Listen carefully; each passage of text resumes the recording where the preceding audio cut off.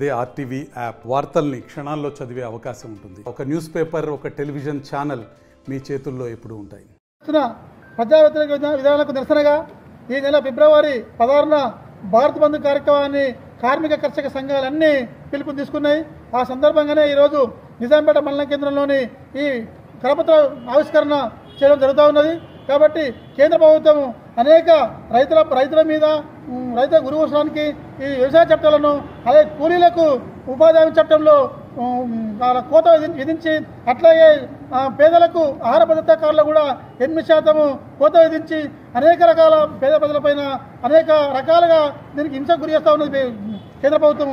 కాబట్టి ఈ కేంద్ర ప్రభుత్వ విధానాలకు నిరసనగా ఈ నెల 16న ఈ భారత బంద్ను విజయవంతం చేయాలని చెప్పి ఈరోజు ఇక్కడ నిజాంపేట మండల కేంద్రంలోని DPF అట్లాగే వ్యవసాయ కార్మిక సంఘం ఇతరంగా GMPS ఇతర కార్మిక సంఘాలందరూ ఈరోజు ఉమ్మడిగా మాట్లాడుతూ ఈ కార్యక్రమం జరపడం చేయాలని చెప్పి కోరుతా ఉన్నాం.